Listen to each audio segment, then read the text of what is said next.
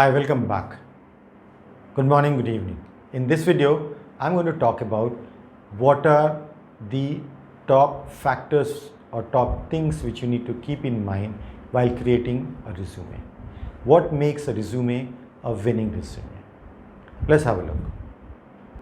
So the first and the foremost thing that you need to include the right keywords in your resume for the job which you are applying for. In today's world, most of the first hand shortlisting is done by bots. These are automated engines which look at certain keywords and certain aspects of the resume to shortlist. Because nowadays the number of applicants for every job is very high, and it's very difficult for HR professionals to look at all the profiles. So they run an automated engine which looks for certain keywords associated with a particular job profile. For example, if you're applying for a business analyst job, what are the keywords? You should be having requirements elicitation, SRS preparation, UML modeling, maybe SQL. These are some of the keywords associated with business analyst profile.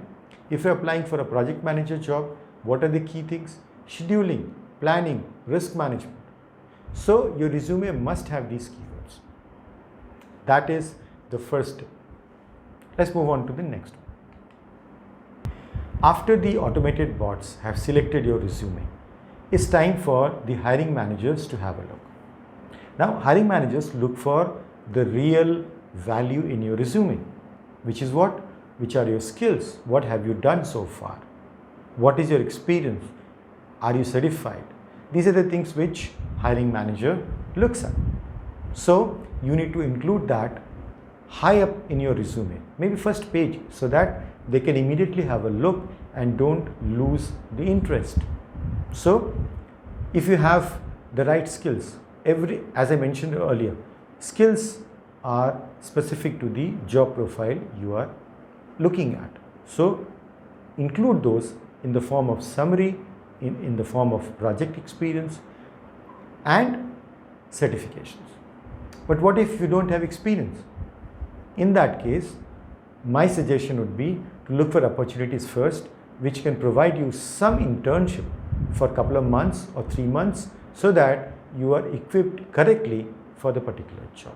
That adds a lot of value. Never lie in your resume. That's the most important part. As a senior professional, I have interviewed multiple people. I have looked at multiple resumes, and I can tell you, I can catch anyone lying even a single bit in the resume in 5 minutes. Every other interviewer is as smart, if not less, than me, which means that your lie will never work. Don't do that.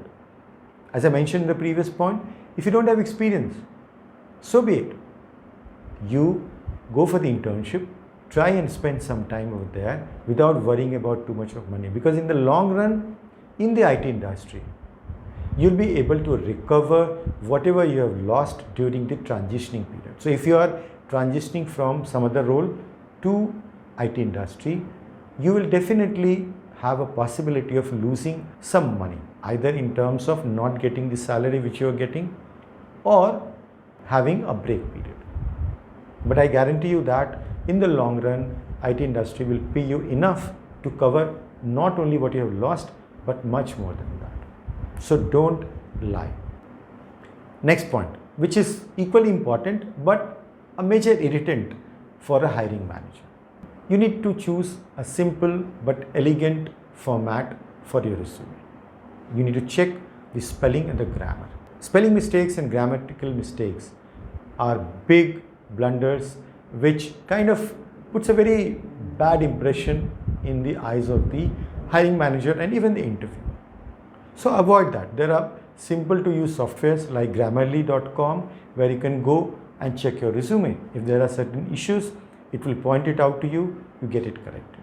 Or worst case scenario, if you're not able to do it, hire a professional service provider who can do it for you. They can also create a nice looking resume for you. You provide the information, they can do all of that for you. The last point is LinkedIn profile. We are living in a connected world. Everybody is looking for a public profile of individuals. What are you in your public version of yourself? In resume, you can lie. Most of the employers nowadays don't trust the resume.